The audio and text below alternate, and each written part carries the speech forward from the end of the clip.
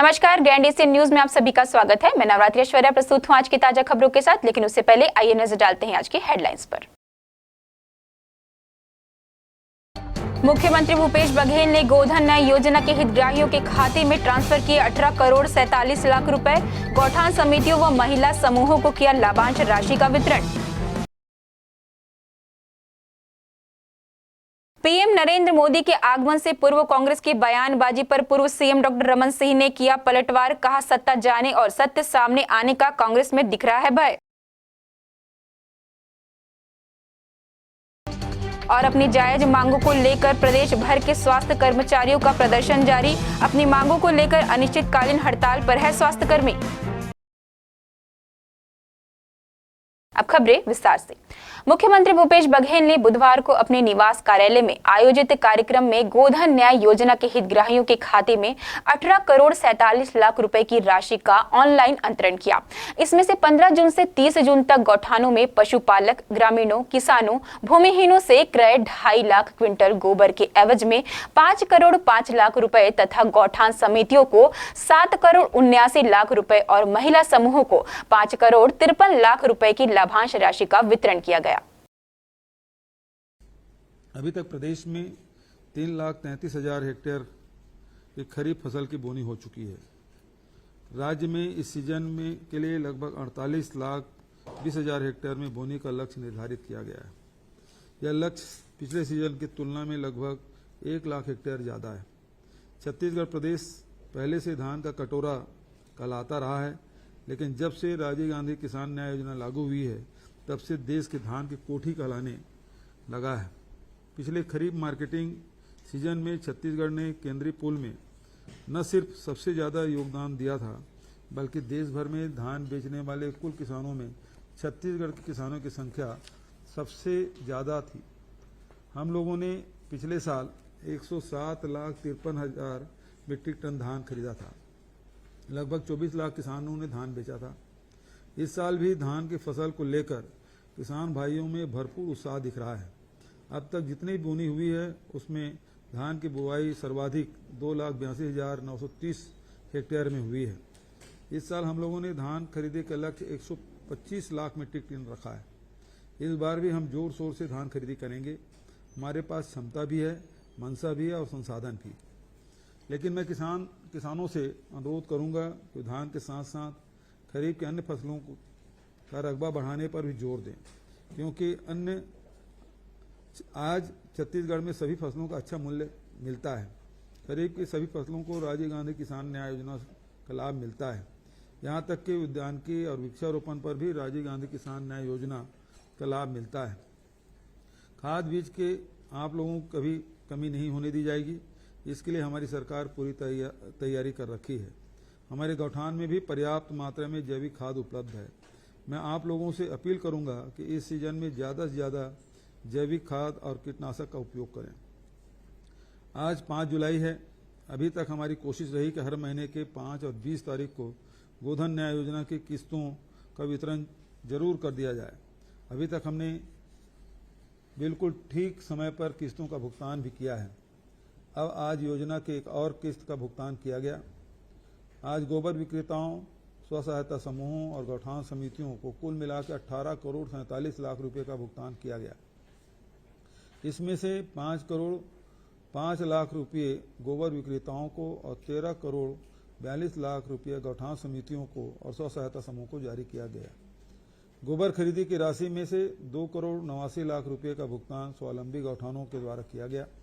अब तक 5,959 स्वावलंबी गौठानों द्वारा कुल 61 करोड़ 69 लाख रुपए के गोबर खरीदी की जा चुकी है। 17 जुलाई को हरेली है। हर साल की तरह इस साल भी प्रदेश भर में जोरदार तरीके से हरेली मनाई जाएगी। गौठान में भी खास आयोजन किया जाएगा। इस साल की हरेली में शासन की ओर से आम नागरिकों के लिए गेड़ी की खास व्यवस्था की जा रही है। वन विभाग द्वारा स्व सहायता समूहों द्वारा गेड़ियां बनाकर बेची जाएगी। इन गेड़ियों को वन विभाग के कार्यालय से, सी मार्ट से और गौठान से कोई भी नागरिक निर्धारित शुल्क देकर खरीद सकता है। मैं आप सबको हरेली के अग्रिम शुभकामना देता हूं। अच्छी बरसात और अच्छी खेती किसानी के लिए बहुत बहुत शुभकामनाएं देता हूं और जिन गोबर विक्रेताओं और स्व सहायता समूह और गौठान समितियों को आज राशि का भुगतान किया गया, उन सभी को बहुत बहुत बधाई, क्योंकि अब बोनी का काम भी तेजी से चल रहा है। जिनके पास ट्यूबवेल में पानी की व्यवस्था है वो नर्सरी तैयार कर लिए हैं, अब कुछ दिन रोपा भी शुरू कर रहे हैं। तो ऐसे में अब रोका छेका करने का समय आ गया है और मैं सभी किसान भाइयों से, गौठान समितियों से, सरपंचों से, ग्राम के पटेलों से और सभी प्रशासनिक अधिकारियों से ये अपील करूंगा कि कल से लेकर 17 जुलाई तक रोका छेका का काम पूर्ण कर ले, क्योंकि अब फसल की रखवाली बहुत ज़रूरी है और जो मवेशी इधर उधर घूम रहे हैं उसे गौठानों तक लाएं, उसके चारे पानी की व्यवस्था भी दुरुस्त कर लें। तो अब रोका छेका कल से प्रारंभ करने का निर्देश अधिकारियों को देता हूं, ताकि सभी जगह मुनादी करा दी जाए सभी गांव में, ताकि रोका छेका का काम शुरू हो सके। बहुत बहुत धन्यवाद। जय हिंद, जय छत्तीसगढ़। प्रधानमंत्री नरेंद्र मोदी के 7 जुलाई को छत्तीसगढ़ आगमन के पूर्व कांग्रेस के पदाधिकारियों द्वारा किए जा रहे बयानबाजी को लेकर पूर्व मुख्यमंत्री डॉक्टर रमन सिंह ने कहा कि प्रधानमंत्री नरेंद्र मोदी का छत्तीसगढ़ आगमन प्रदेश के लिए कल्याणकारी है, लेकिन कांग्रेस के अंदर सत्ता जाने और सत्य सामने आने का भय इतना ज्यादा भर चुका है कि वे प्रधानमंत्री मोदी के प्रदेश आगमन से डरे हुए हैं, इसीलिए झूठ बोलकर जनता का ध्यान भटकाने की कोशिश कर रहे हैं। कांग्रेस के नेताओं का जो बयान आ रहा है, जब प्रधानमंत्री आते हैं तो स्टेट का भला होता है, बहुत सारी योजनाओं का भूमि पूजन लोकार्पण होगा, बहुत सारे राष्ट्रीय मुद्दों पे बात होगी, तो प्रधानमंत्री का आना अपने आप में एक उत्सव होता है, बड़ा कार्यक्रम है, इसमें सबको स्वागत करना चाहिए। अपनी जायज मांगों को लेकर हड़ताली स्वास्थ्य कर्मचारियों ने प्रदर्शन कर जताया राज्य सरकार की नीतियों पर आक्रोश। दुर्ग में छत्तीसगढ़ प्रदेश स्वास्थ्य कर्मचारी संघ के आह्वान पर जिले के स्वास्थ्य कर्मचारियों ने अपनी 24 सूत्री मांगों को लेकर मंगलवार से अनिश्चितकालीन हड़ताल का आगाज कर दिया है। इस हड़ताल से जिला अस्पताल में चिकित्सकीय सेवाएं व्यापक तौर से प्रभावित हो रही है, जिससे मरीजों को भी काफी परेशानियों का सामना करना पड़ रहा है। इसी कड़ी में बुधवार को दूसरे दिन भी सभी स्वास्थ्य कर्मचारी काम बंद कर धरना प्रदर्शन में नजर आए। जिला स्वास्थ्य विभाग द्वारा अस्पतालों में वैकल्पिक व्यवस्था भी की गई है। सिर्फ इस हड़ताल से इमरजेंसी सेवा, मैटरनिटी सेवा व ऑक्सीजन विभाग को अलग रख मांगे पूर्ण नहीं होने से नाराज हड़ताली स्वास्थ्य कर्मचारी जिला अस्पताल के बाहर एकजुट होकर धरना देकर राज्य सरकार की नीतियों पर जमकर आक्रोश जता रहे हैं। इस संबंध में न्यूज टीम को प्रदर्शनकारियों ने अपनी पीड़ा बताई। इस प्रदेश में बहुत सारे ऐसे अनियमित कर्मचारी हैं जिनको तनख्वाह के नाम में कुछ ही रकम दिए जा रहा है, जो कि उसके जीवन निर्वहन के लिए भी उपयोगिता नहीं है। एक रोजी रोटी करने वाला व्यक्ति भी हमसे ज़्यादा कमा रहा है और अपना जीवन में अच्छा सुख है। हम मानव सेवा के लिए लगे हुए 24 घंटे, हर एक कॉल पे हम रात 12 बजे तक रिपोर्टिंग मांगते हैं, हम देते हैं, हर सेवाएं हम उनको प्रदान कर रहे हैं, गांव-गांव में सेवाएं दे रहे हैं। जेडीएस के कर्मचारी 4000 3000 में तनख्वाह में पूरे अस्पताल में 14 घंटे सेवाएं दे रहे हैं। हमारे सीएचओ जो है ग्रामीण क्षेत्रों में सभी 12 प्रकार की सेवाएं, जिसमें बच्चों से लेकर बूढ़े तक की सभी सेवाएं प्रदान कर रहे हैं। जहाँ पे एक डॉक्टर भी नहीं जा सकता, वहाँ पे अपना सेवाएं देने से मना करते हैं ऐसे जगह में बैठ के। जबकि कई ऐसे हमारे सीएचओ साथियों के साथ ऐसा हुआ भी है कि कई लोगों के साथ दुर्व्यवहार किया गया, मानसिक पीड़ित हो गए, कई लोगों ने नौकरी छोड़ दी इस पीड़िता से छोड़कर। और हमारे सरकार जैसे हमारे प्रधानमंत्री जी की जो मंशा थी आयुष्मान भारत योजना और यूनिवर्सल हेल्थ कवरेज, तो उन्होंने जो आम नागरिकों को 5 लाख की आयुष्मान कार्ड की सेवाएं दी और साथ में एक ह्यूमन रिसोर्स के तौर पे हमें वहां पे बिठाया गया ताकि हम उनकी सेवा करें और गांव-गांव तक हर एक व्यक्ति तक सेवा पहुंचाया जा सके। तो शासन ने यह तय किया कि 25,000 की तनख्वाह होगी और 15,000 उनको प्रोत्साहन राशि दिया जाएगा। तो हमारे राज्य सिर्फ छत्तीसगढ़ राज्य में ऐसा है जहाँ पे सिर्फ 16,500 रुपये दिया जा रहा है और बाकी शेष राशि ना दिया जा रहा है। यह हमने कई बार गुहार भी लगाया छत्तीसगढ़ सरकार सरकार से कि यह हमारी सुविधाएं हमें प्रदान किया जाए, ताकि हम अपने सेवाओं को निरंतर अच्छे रूप से सुचारू रूप से कर सके। लेकिन सरकार ने एक न सुनी, इसलिए आज हमें इस रोड में आना पड़ रहा है।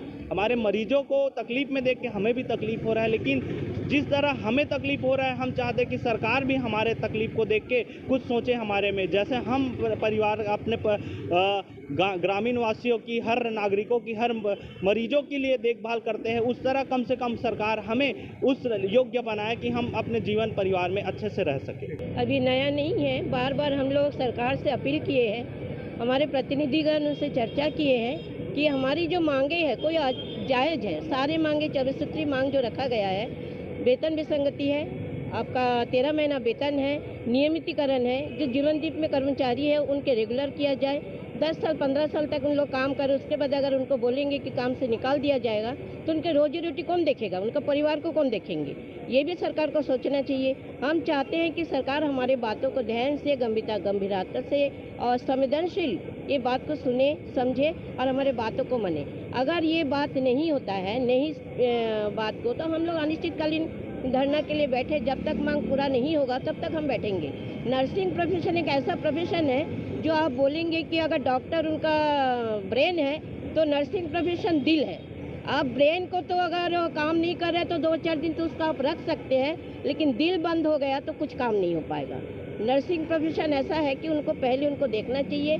सभी का डर, हेल्थ विभाग रीढ़ की हड्डी है देश के लिए, समाज के लिए, तो उनको संवेदनशील पूर्वक ये बात को समझना चाहिए और बात को गंभीरतापूर्वक लेना चाहिए। स्वास्थ्य कर्मचारी संघ की अनिश्चितकालीन हड़ताल का आज दूसरा दिवस है। इस हड़ताल के पूर्व माननीय सचिव स्वास्थ्य और सचिव उनके साथ मतलब डायरेक्टर मेडिकल एजुकेशन के साथ चर्चा हो चुकी थी मेडिकल कॉलेज के, लेकिन नतीजा नहीं निकला था। इस विषय में हम लोगों को ज्ञापन देने के बाद, ध्यान आकर्षित कराने के बाद, एक दिवसीय हड़ताल में बैठने के बाद, 3 दिन निश्चितकालीन आंदोलन में बैठने के बाद भी कोई समाधान नहीं निकला, तो मजबूर होकर हम लोग आज आंदोलन में अनिश्चितकालीन आंदोलन में बैठे हैं। मांग ये है सभी स्वास्थ्य विभाग के कर्मचारियों की जो केडर है उनमें जो वेतन विसंगति है उसको सरकार ने दूर नहीं किया। भाजपा के 15 साल और इस सरकार के 4.5 साल, तो इसमें किसी भी प्रकार की वेतन विसंगति दूर नहीं है और सरकार ने स्वीकार किया है कि वेतन विसंगति व्याप्त है और 13 महीने की वेतन हम मांग रहे हैं। माननीय मुख्यमंत्री जी ने बात की थी कि कोविड काल में स्वास्थ्य विभाग के कर्मचारियों ने अथक मेहनत करके लोगों को जनमानस को सेवा दी है, तो हम बोल रहे हैं कि अभी प्रदेश में 5 दिवसीय कार्य प्रणाली, दूसरे विभाग के लोग शनिवार और रविवार अवकाश मनाते हैं। स्वास्थ्य विभाग का कर्मचारी 24 घंटे 7 दिवस काम करता है पुलिस विभाग के जैसे, तो पुलिस विभाग को इस प्रदेश में 13 माह का वेतन मिलता है, तो स्वास्थ्य विभाग के कर्मचारियों को भी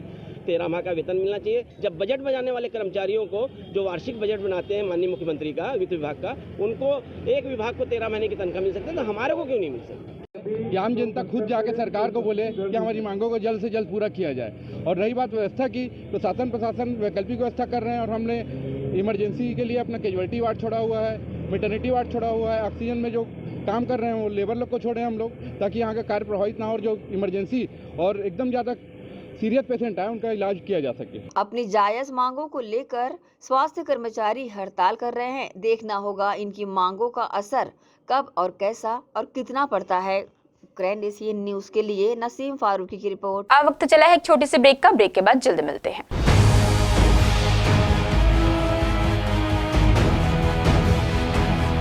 अब आपके अपने शहर दुर्ग में पहली बार भारतीय शिल्प क्राफ्ट उत्सव, जी हाँ, हैंडलूम एंड हैंडीक्राफ्ट प्रदर्शनी 2023 दुर्ग के गुणवान भवन में 30 जून से भव्य शुभारंभ। एक ही छत के नीचे संपूर्ण भारत के उत्तर प्रदेश, दिल्ली, पश्चिम बंगाल, गुजरात, राजस्थान, नागालैंड, उड़ीसा, आसाम, मध्य प्रदेश, महाराष्ट्र, केरल, तमिलनाडु, साथ ही साथ छत्तीसगढ़ के वस्त्र, कशीदाकारी, क्रॉकरी, बेडशीट, साथ ही अनेकों वैरायटियां।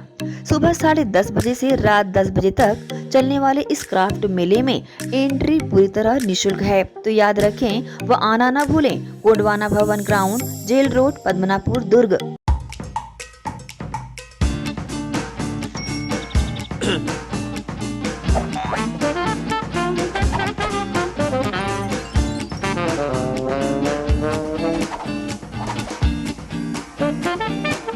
टेंशन ना लो, शिबा लो।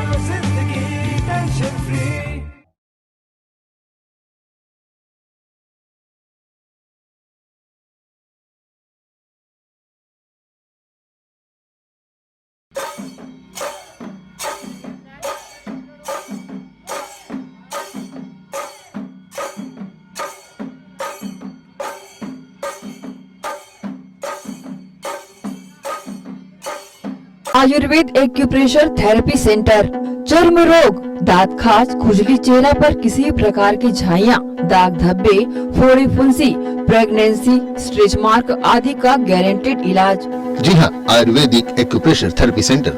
यहाँ पर आयुर्वेदिक दवा एवं एक्यूप्रेशर थेरेपी द्वारा बिना ऑपरेशन किए बवासीर, भकंदर, हाइड्रोसिल, गुप्त रोग, चर्म रोग का इलाज किया जाता है। बवासीर, भकंदर, फिशर का बिना ऑपरेशन इलाज, मलद्वार की जितनी भी पुरानी तकलीफ हो, जैसे खून आना, चुभने जैसा दर्द होना, जलन, मस्सा, मवाद आना, पेट साफ न होना आदि का जड़ से गारंटेड इलाज। गुप्त रोग, शादी के बाद या शादी के पहले बचपन की गलतियां, उम्र की अधिकता या किसी भी कारण से मर्दाना कमजोरी, शीघ्र पतन, शादी के नाम से डर लगना, बच्चा न होना, पेशाब में जलन, स्वप्न दोष, शारीरिक कमजोरी, थकान आदि बीमारियों सहित हाइड्रोसिल का बिना ऑपरेशन गारंटेड इलाज। महिला गुप्त रोग, बवासीर, भकंदर, फिशर का बिना ऑपरेशन जड़ से गारंटेड इलाज। माहवारी गड़बड़ी, सफेद पानी जाना, हाथ पैर में जलन, दर्द, कमर में दर्द, बच्चा न होना, मिर्गी, पुराने से पुराना घाव, गैंग्रीन का इलाज किया जाता है। हमारा पता डॉक्टर हीरा, गया नगर, दुर्ग। Mobile number 9981659182।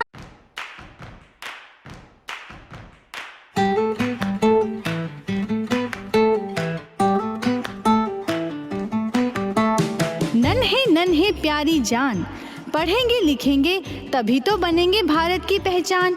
बच्चों से ही है कल का भविष्य, तो आइए उदय पब्लिक स्कूल में जल्द ही एडमिशन कराइए। जी हाँ, एडमिशन शुरू हो चुके हैं। नर्सरी से कक्षा 8वीं तक आपके निकट Uday college campus near ACC Bogda पुल, नंदनी रोड, जामुल, भिलाई में स्थित 2019 से गुणवत्ता भर शिक्षा प्रदान करने वाला आपके क्षेत्र में पहली बार, जिसका नाम है उदय पब्लिक स्कूल। जी हाँ, सभी कक्षाओं के लिए निःशुल्क प्रवेश। स्कूल नर्सरी से कक्षा 8वीं तक के लिए इस वर्ष प्ले ग्रुप की भी शुरुआत की जा रही है। सरकार द्वारा 25% छात्रों के लिए मुफ्त शिक्षा प्रदान की जाएगी। प्रवेश के लिए जल्दी करें। बस वैन की सुविधाएं भी उपलब्ध है। पुस्तकालय सुविधाएं है, सीसीटीवी कैमरा, संगीत कक्ष, खेल और सांस्कृतिक गतिविधियां, मल्टीपर्पस हॉल, महत्वपूर्ण दिन और त्योहारों को भी यहाँ मनाया जाता है। कंप्यूटर लैब और स्मार्ट क्लास शिक्षण सुविधाएं भी उपलब्ध की जाती है।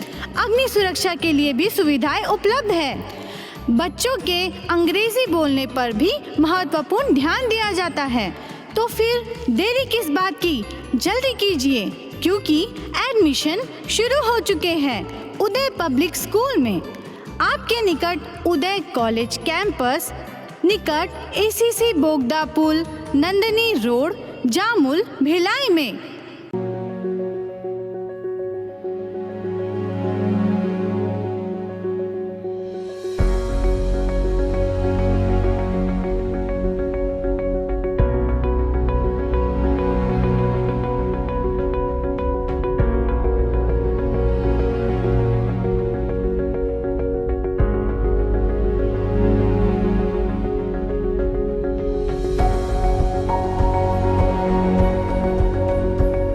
Krishna public school, Nehru Nagar, Bhilai. Krishna public school session 2023 व 24 एडमिशन ओपन। आपके बच्चों के बेहतर भविष्य के लिए कृष्णा पब्लिक स्कूल। आवश्यक सुविधाएं: playground, library, computer lab, well furnished classroom, transport facility के साथ बाहर से आए स्टूडेंट्स के लिए सर्व सुविधा युक्त हॉस्टल सुविधा।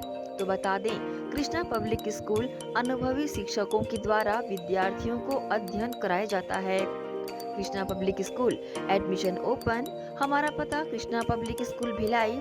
Contact number 0788403090 078822922714। Mobile number 7389740903 7389840904। BM Shah super multi speciality hospital, 24 घंटे आपातकालीन सुविधाएं, जिसमें मॉडुलर ऑपरेशन थिएटर से सुसज्जित छत्तीसगढ़ के प्रतिष्ठित न्यूरो फिजिशियन न्यूरो सर्जन की सुविधाओं के साथ सड़क दुर्घटना में घायल मरीजों के लिए विशेष ट्रॉमा आईसीयू की सुविधा उपलब्ध है। हॉस्पिटल में हृदय रोग विशेषज्ञों की टीम के साथ एडवांस कैथ लैब की सुविधाएं, साथ ही जिसमें एंजियोग्राफी, एंजियोप्लास्टी, पेसमेकर की सुविधा उपलब्ध है। हॉस्पिटल में medical ICU, surgical ICU, NICU, burn unit के साथ डायलिसिस की सुविधा 24 घंटे उपलब्ध है। हॉस्पिटल के सभी वार्ड एयर कंडीशनर होने के बावजूद सबसे किफायती दरों में उपलब्ध। General ward, private room, deluxe room, super deluxe room की सुविधाएं उपलब्ध है। हॉस्पिटल में गायनिक डॉक्टर्स की एक्सपर्ट टीम नॉर्मल डिलीवरी एवं सिजेरियन के लिए सुविधा 24 घंटे उपलब्ध है। साथ ही साथ महिला एवं बच्चों के लिए अलग अलग वार्ड की सुविधा उपलब्ध है। हॉस्पिटल में सभी प्रकार की जांच जैसे MRI, CT scan, sonography, 2D echo, ECG, EEG, endoscopy, x ray, खून एवं पेशाब की जांच की सुविधा बेहद किफायती दरों में उपलब्ध है। हमारा पता बीएम शाह हॉस्पिटल एवं medical research centre, Shastri Nagar, Supela, Bhilai. Phone number 7773077711 77307722।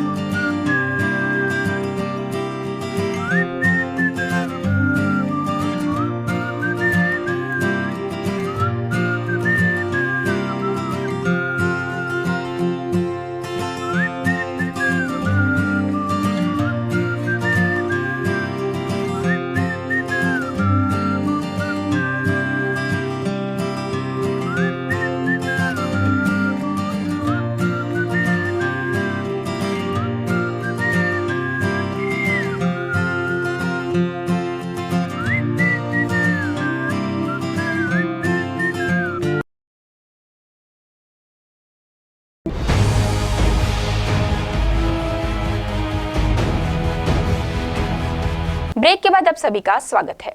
निगम भिलाई क्षेत्र अंतर्गत खुर्सीपार आईटीआई कैंपस में 500 महिलाओं को रोजगार देने के लिए गारमेंट फैक्ट्री निर्माण पर तेज गति से काम किया जा रहा है।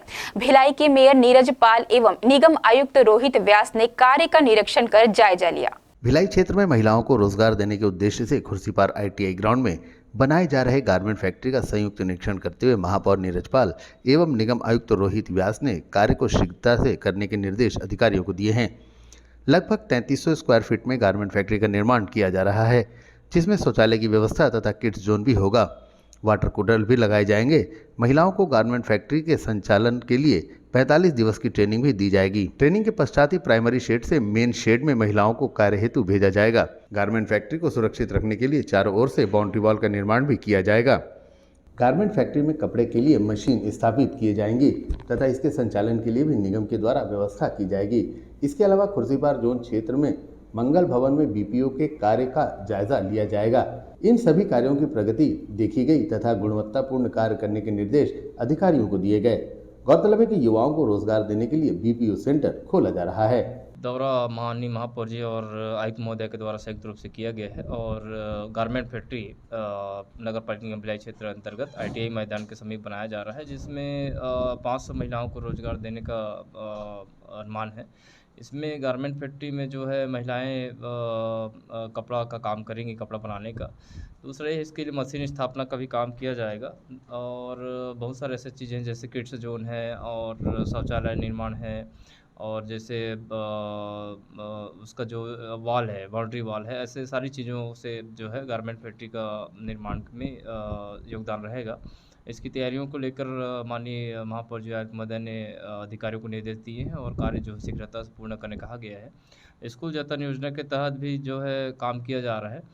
दूसरा ये है कि जो बीपीओ है वो खुर्सीपार क्षेत्र में भी निर्माण हो रहा है, इसका भी जो है निरीक्षण किए गए थे। साथ में जल भराव वाले क्षेत्रों का भी निरीक्षण करते हुए जो है डुबान एरिया जैसे है और जल भराव वाले ऐसे क्षेत्र हैं उस पर अलर्ट मोड में रहने के निर्देश जो है अधिकारियों को दिए गए हैं। निरीक्षण के दौरान जोन अध्यक्ष भूपेंद्र यादव, अपर आयुक्त अशोक द्विवेदी, जोन आयुक्त पूजा पिल्ले, कार्यपालन अभियंता संजय बागड़े उप अभियंता चंद्रकांत साहू एवं कृष्णा जंघेल आदि मौके पर मौजूद रहे।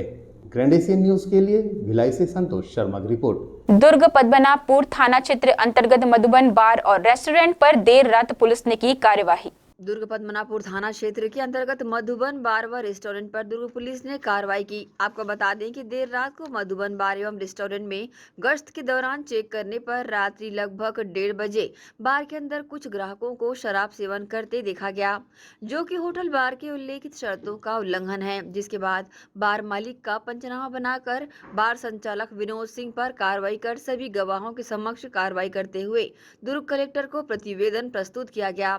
इस मामले में आईपीएस उमेश गुप्ता प्रभारी पद्मनाभपुर थाना ने अपनी जानकारी दी। हाँ, रात्रि गश्त के दौरान मैं और मेरी टीम जब जहाँ बार का संचालन होता है वहाँ पहुँचे तो लगभग रात्रि के लगभग 1:30 बजे भी बार खुला था और अंदर जो कुछ कस्टमर्स थे वो शराब का सेवन कर रहे थे, जो कि बार और होटल के जो लाइसेंसिंग शर्तें होती हैं उनका पूर्णतः वायलेशन है। तो जो कि बार अपने नियम और शर्तों का उल्लंघन कर रहा था, तो इसलिए हमने एक पंचनामा तैयार किया है और साथ ही एक प्रतिवेदन माननीय कलेक्टर महोदय को प्रेषित किया है। इस बार पर एक उचित कार्यवाही की जाए। बार के लाइसेंस के नियमानुसार उसके एक शर्त के अनुसार उनको रात्रि के 12 बजे तक खोलने का अनुमति है, लेकिन पहले भी उनको हिदायत दी गई थी जब वो आधे घंटे देर तक भी बार का संचालन करते थे, किंतु बार बार वो इस चीज़ को रिपीट कर रहे थे और उन शर्तों का उल्लंघन जो है बार बार होता हुआ पाया गया और हमेशा गश्त के दौरान ये पाया गया, तो अंततः उन पर कार्यवाही करना उचित था। ग्रैंड एशियन न्यूज के लिए दुर्ग से नसीम फारूकी की रिपोर्ट। बीती रात संत रविदास नगर कैंप 2 में 2 गुटों के बीच हुई मारपीट के बाद जमकर बवाल हो गया। संत रविदास नगर कैंप 2 के मोहल्ले वासियों के द्वारा लगातार हो रही घटनाओं के कारण आक्रोशित होकर छावनी थाने का घेराव कर दिया और दूसरे पक्ष के खिलाफ कानूनी कार्यवाही करने की मांग की गई। संत रविदास नगर के थाना घेराव करने वाले लोगों ने कहा कि हर बार की तरह केवल आश्वासन से काम नहीं चलेगा, इस बार पुलिस को सख्त कार्यवाही करनी होगी। मामले को लेकर अतिरिक्त पुलिस अधीक्षक संजय ध्रुव ने कुछ इस प्रकार से जानकारी दी। शारदा चौक में आज 2 पक्षों में लड़ाई हो गई। लड़ाई बढ़ते बढ़ते दोनों के घरों में घुसने तक की बात आ गई, जिसके फलस्वरूप एक घर के पास जो स्थित छोटा हनुमान मंदिर है उसके बाहरी भाग में उनकी लड़ाई के कारण क्षतिग्रस्त हुआ है, जिसके फलस्वरूप हम आवश्यक वैधानिक कार्रवाई कर रहे हैं। आईपीसी की धारा 295 के तहत संबंधित लोगों के खिलाफ अपराध पंजीबद्ध कर रहे हैं, जिनके खिलाफ लोगों में आक्रोश था क्योंकि वो लड़के जो है उस इलाके के बदमाश उम्र थे। और अभी हमने जब यहाँ पर जो आई हुई है उसको आश्वासन दिया कि हम गिरफ्तारी कर रहे हैं, अपराध पंजीबद्ध कर रहे हैं, उसको भीड़ चढ़ गई है। वर्तमान स्थिति में दोनों वांछित अपराधी गिरफ्तार किए जा चुके हैं। एक बार फिर वक्त चला एक छोटी सी ब्रेक का। ब्रेक के बाद जल्द मिलते हैं। अब आपके अपने शहर दुर्ग में पहली बार भारतीय शिल्प क्राफ्ट उत्सव, जी हाँ, हैंडलूम एंड हैंडीक्राफ्ट प्रदर्शनी 2023 दुर्ग के गुणवान भवन में 30 जून से भव्य शुभारंभ। एक ही छत के नीचे संपूर्ण भारत के उत्तर प्रदेश, दिल्ली, पश्चिम बंगाल, गुजरात, राजस्थान, नागालैंड, उड़ीसा, आसाम, मध्य प्रदेश, महाराष्ट्र, केरल, तमिलनाडु, साथ ही साथ छत्तीसगढ़ के वस्त्र, कशीदाकारी, क्रॉकरी, बेडशीट, साथ ही अनेकों वैरायटियां। सुबह 10:30 बजे से रात 10 बजे तक चलने वाले इस क्राफ्ट मेले में एंट्री पूरी तरह निःशुल्क है, तो याद रखें व आना न भूलें। गोंडवाना भवन ग्राउंड, जेल रोड, पद्मनाभपुर, दुर्ग।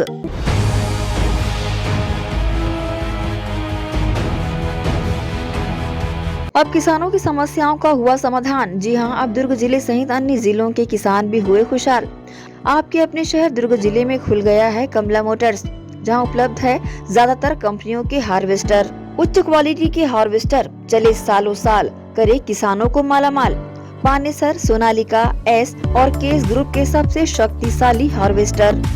इनमें कई विशेषताएं हैं, जैसे ऑटो क्लीनर, रेडिएटर, 5 स्पीड वाला gear box, power coating reel time, अत्यधिक टिकाऊ फिंगर्स, स्टेनलेस स्टील कटर बार, नई मजबूत बॉडी और नए ग्राफिक्स।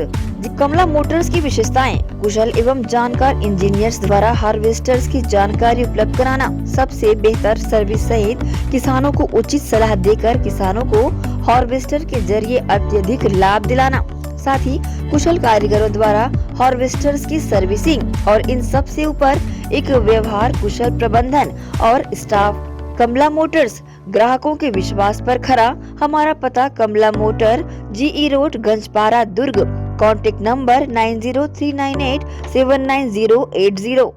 श्री शंकराचार्य हॉस्पिटल 750 बिस्तरों का आधुनिक अस्पताल एवं 150 MBBS सीटों का मेडिकल कॉलेज। उपलब्ध सुविधाएं 24 घंटे आकस्मिक चिकित्सा सुविधा, विशेषज्ञ चिकित्सक सुविधा, डिलीवरी एवं टीकाकरण सुविधा, 24 घंटे एम्बुलेंस सेवा सुविधा एवं आधुनिक उपकरणों से सुसज्जित ऑपरेशन थिएटर, नवीनतम उपकरणों से सुसज्जित पैथोलॉजी लैब, एक्सरे एवं सोनोग्राफी की सुविधा, ICU, ICCU, NICU, MRI, CT scan एवं डायलिसिस यूनिट्स की सुविधा उपलब्ध। न्यूनतम दर पर दवाएं उपलब्ध। मोतियाबिंद ऑपरेशन, जननी सुरक्षा योजना, राष्ट्रीय स्वास्थ्य बीमा योजना, मुख्यमंत्री स्वास्थ्य बीमा योजना के अंतर्गत चिकित्सा सेवा उपलब्ध।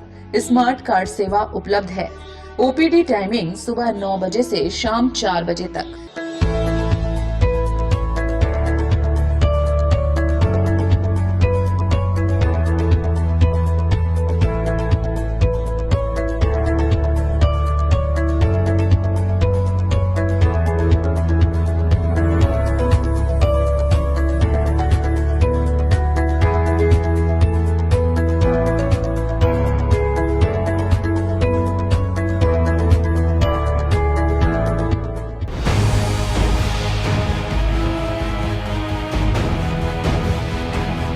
ब्रेक के बाद आप सभी का पुनः स्वागत है। शहर की जनता को स्वास्थ्य के क्षेत्र में महिलाओं को बेहतर सुविधा उपलब्ध कराने दाई दीदी क्लिनिक का हुआ शुभारंभ। इस दौरान शहर विधायक, महापौर व आयुक्त भी उपस्थित रहे। दुर्ग नगर निगम क्षेत्र अंतर्गत शहर की जनता को बेहतर स्वास्थ्य सुविधा उपलब्ध कराने के उद्देश्य को लेकर छत्तीसगढ़ की मुख्यमंत्री भूपेश बघेल की मंशा के अनुरूप इस बार महिलाओं को बेहतर स्वास्थ्य सुविधा देने दाई दीदी क्लिनिक मोबाइल वैन का शुभारंभ किया गया है। इस मौके पर दुर्ग के वार्ड 5 गोवर्धन चौक पर वार्ड की जनता के लिए बेहतर स्वास्थ्य सुविधा में महिलाओं के लिए विशेष चलित मोबाइल वैन का शुभारंभ भी किया गया। इस मौके पर शहर विधायक अरुण वोरा, दुर्ग महापौर धीरज बाकलीवाल, दुर्ग निगम आयुक्त लोकेश चंद्राकर, स्वास्थ्य अधिकारी मोहम्मद जावेद, राजेश शर्मा सहित अन्य उपस्थित होकर वार्ड की जनता के बीच पहुंचे और इस बेहतर सुविधा को लेकर मुख्यमंत्री भूपेश बघेल का आभार जताते नजर आए। साथ ही वार्ड की जनता से चर्चा कर इस मोबाइल यूनिट में किए जाने वाली जाँच के बारे में भी बताया। माननीय मुख्यमंत्री जी को बहुत बहुत धन्यवाद देना चाहूँगा। मैं बार बार इस बात को कहता हूं कि माननीय मुख्यमंत्री जी आखिरी छोर के व्यक्ति को लाभ पहुंचाने का को लेकर योजनाएं बनाते हैं, व्यक्ति को इकाई बना के योजनाओं का क्रियान्वयन करते हैं। आज आप देख रहे हैं दाई दीदी क्लिनिक का जो MMU मोबाइल मेडिकल यूनिट के माध्यम से हमारी दाई मन के, दीदी मन के इलाज को निःशुल्क इस मोबाइल मेडिकल यूनिट के माध्यम से किया जाएगा। लगभग 40 प्रकार की जाँच इसमें निःशुल्क होगी और हमारी बहनें इसमें हर प्रकार की चर्चा, क्योंकि इसमें डॉक्टर्स भी लेडीज़ है, जो टेस्ट करने वाले भी लेडीज़ है, ड्राइवर छोड़ के सभी स्टाफ इसमें लेडीज़ है। हर प्रकार की चर्चा, अपनी निजी चर्चा भी इसमें बीमारी के बारे में इस यूनिट में हमारी बहनें इसमें कर सकती है निसंकोच होके। मैं हमारी बहनों को, हमारी माताओं से अपील करना चाहता हूँ कि ज़्यादा से ज़्यादा इस मोबाइल मेडिकल यूनिट का आप लोग लाभ लेवे, क्योंकि बहुत ही महत्वाकांक्षी योजना हमारे माननीय मुख्यमंत्री जी ने हमारी माताओं और बहनों के लिए लागू की है। अभी कुछ दिनों पहले हमारे प्रदेश के मुख्यमंत्री भूपेश बघेल जी ने दाई दीदी क्लिनिक का शुभारंभ पूरे प्रदेश के लिए किया। उसी कड़ी में आज ये दाई दीदी क्लिनिक ये हमारे गोवर्धन चौक में पहुंची है और हमारी जो बहनें हैं, माताएं हैं, उनका फ्री में यहाँ पर इलाज होगा और यहाँ की सारी जिनको 42 प्रकार की जो बीमारियाँ हैं या और भी कोई बीमारी हो उसका इलाज फ्री में राज्य सरकार के द्वारा इस एम्बुलेंस में किया जाएगा और सारे इसमें स्टाफ पूरा महिला है, एक भी पुरुष नहीं है इसमें। पुरुष अगर है तो वो सिर्फ वाहन चालक है, ड्राइवर है, बाकी सारी महिलाएं हैं जो हमारी दाई दीदी मन के इलाज करिए और फ्री में करिए और बहुत अच्छी योजना है। मुख्यमंत्री जी ला गाड़ा गाड़ा धन्यवाद। ये बहुत अच्छा काम करे थे, वो हमारे प्रदेश में सबके ध्यान रखे थे। किसे पूरे सब के ध्यान रखे थे और सबके इलाज के लिए सब सुविधा। 4 गाड़ी और चले थे हमारे शहर में, और ये गाड़ी सप्ताह में 4 दिन चली। जहाँ ज़रूरत हुई वहाँ गाड़ी भेजी जाए। में पहले ही 4 MMU गाड़ियाँ चल रही थी, लेकिन ये स्पेसिफिक दाई दीदी क्लिनिक है जो केवल महिलाओं के लिए और महिलाओं द्वारा संचालित है। इसमें डॉक्टर और सारे स्टाफ महिलाएं हैं। तो महिलाओं को जो विभिन्न प्रकार की बीमारियां हैं जिसको पुरुषों से डिस्कस नहीं कर पाती हैं, उसके लिए वो एक सुविधा है। और सारी ऐसे जगह पे जहाँ पे मतलब चौक चौराहे जहाँ पे हमारी पुरानी MMU जा रही थी, उसको छोड़ के नए जगहों पे हम लोग इस MMU को चलाएंगे और महिलाओं के लिए डेडिकेटेड रखेंगे। इसमें ये MMU 2 जगह पे चलेगी, कुम्हारी पे और अपने दुर्ग पे। तो दुर्ग में हम 4 दिन चलाएंगे और कुम्हारी को 2 दिन के लिए देंगे और 1 दिन इसका अवकाश रहेगा। तो इससे महिलाओं को काफ़ी सुविधा मिलेगी और वो अपनी डिस्कशन भी कर पाएंगे अपनी बीमारियों के बारे में और लाभ भी मिलेगा। साथ ही हमारा प्रयास रहेगा कि गर्ल्स स्कूल, गर्ल्स कॉलेज और गर्ल्स हॉस्टल इस जगह पे भी हमारी MMU जाके जो बच्चे हैं उनको सुविधा का लाभ दें। महिलाएं जो है वो हर तरह का दिक्कत एक पुरुष को नहीं बता पाती हैं, जैसे कि पानी निकलना और भी पीरियड्स के से रिलेटेड जो भी दिक्कतें होती हैं वो कुछ भी नहीं वो बता पाती, उस कारण वो संकोच करती हैं, बस के अंदर आने से भी संकोच करती है। तो ये जो क्लिनिक है इनसे मेनली महिलाओं को ही सुविधा होगा। अपनी सारी जो भी महीना के दौरान दिक्कतें होती है उसको बताने में सुविधा होगी। जो बेसिक चीज़ें हैं जो डेली महिलाओं को पता होनी चाहिए और जिसका इलाज मतलब रोज़ के दौरान, जैसे पैड यूज़ करना है या कपड़ा यूज़ करना है या क्या चीज़ें नहीं करनी है या क्या चीज़ें करनी है, वो सारी चीज़ें एक आम महिला को नहीं पता होती है, जो हम यहाँ पे बताएंगे और जितना भी इलाज हो सके और जो भी सुविधा हो सके हम प्रोवाइड कराएंगे। ग्रैंड एशियन न्यूज़ के लिए दुर्ग से नसीम फारूकी की रिपोर्ट। 9 जुलाई को निगम भिलाई अपने क्षेत्र के तालाबों, स्कूलों, पुलिस थाना, बाजार क्षेत्रों में वृहद वृक्षारोपण अभियान चलाने वाला है, जिसकी तैयारियां पूर्ण की जा चुकी है, जिसकी समीक्षा आयुक्त रोहित व्यास एवं महापौर नीरज पाल ने बैठक लेकर की और अधिकारियों को निर्देशित किया कि भिलाई को हरा भरा बनाने में कोई कसर नहीं छूटनी चाहिए। निगम भिलाई में लगातार समीक्षा बैठकों का दौर चलता रहता है। यही कारण है कि भिलाई क्षेत्र अपने विकास की गाथा खुद कहता नजर आता है। इसी विकास गाथा को आगे बढ़ाते हुए निगम भिलाई 9 जुलाई को वृहद वृक्षारोपण अभियान चलाने वाला है। उद्देश्य है पूरे भिलाई को हरा भरा करने का, जिसकी तैयारियां भी पूर्ण की जा चुकी है। इन्हीं तैयारियों की जानकारी लेने हेतु निगम आयुक्त रोहित व्यास एवं महापौर नीरज पाल ने समीक्षा बैठक ली और उनसे जाना कि भिलाई में किन किन स्थानों पर वृक्षारोपण अभियान के तहत कार्य किए जाएंगे। वृक्षारोपण करने वाले स्थानों में स्कूल प्रांगण, क्षेत्र के थाना प्रांगण, तालाबों के किनारे एवं बाजार क्षेत्र जहां खाली स्थल मौजूद हैं, इन जगहों को चयनित किया गया है। देखिए, समीक्षा बैठक में अभी जो आगामी अभी मानसून सीजन को देखते हुए जो प्लांटेशन लगाए जाने हैं उसको लेकर एक कैंपेन चलाया जाना है और 9 जुलाई को जो है महाअभियान इसके लिए चलाया जाएगा, जिसमें आंगनबाड़ी, स्कूल और जो अस्पताल है, थाना परिसर है और इसके अलावा जो सभी जो उन क्षेत्रों में नाले हैं, तालाब हैं, स्कूल परिसर है, इस टाइप से जो प्लेसेस हैं, जो खाली स्थान है, उस पर प्लांटेशन किया जाएगा। इसके अलावा वेंडिंग जोन का जो निर्माण करना है और इसके अलावा आत्मानंद स्कूल का जो प्रोग्रेस है और गोधन न्याय योजना के तहत में जो फ्लैगशिप योजनाएं हैं, इसको लेकर के आयुक्त महोदय ने समीक्षा की है और अधिकारियों को निर्देश दिए हैं। निगम प्रशासन ने अपने भिलाई क्षेत्र को पूर्णतः हरा भरा बनाने एक अभियान छेड़ दिया है, जिसकी शुरुआत 9 जुलाई को वृहद वृक्षारोपण अभियान के साथ की जा रही है।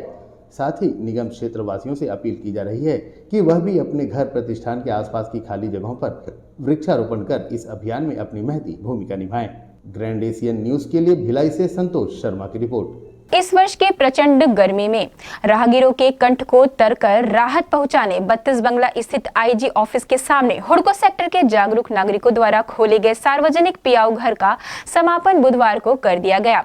इस पियाऊ घर से भरी दोपहरी में दुर्ग आने जाने वाले राहगीरों को मिले शीतल जल से लोगों के कंठ का तर किया गया। इस दौरान नागरिकों द्वारा राहगीरों को खिचड़ी, चना व गुड़ का भी वितरण किया गया। वैशाली नगर विधानसभा पिछड़ा वर्ग प्रभारी साथियों, निश्चित रूप से काफ़ी दिन से यहाँ पर पियाऊ का घर खुला हुआ है और यहाँ जलजीरा आने जाने वाले के लिए पेयजल का व्यवस्था रहता ही है। साथ साथ आज इस कार्यक्रम का समापन है और बहुत ही अच्छे ढंग से यहाँ पर खिचड़ी का वितरण किया जा रहा है, जिसमें आने जाने वाले सभी साथी अच्छा से बहुत इस आयोजन का लाभ उठा रहे हैं। और निश्चित रूप से ये मानव सेवा है। इसी प्रकार हम लोग इसका सीख लेना चाहिए सभी को, और ऐसे आगे आने वाले भविष्य में होते रहना चाहिए। बहुत बड़ा एक मानव सेवा है।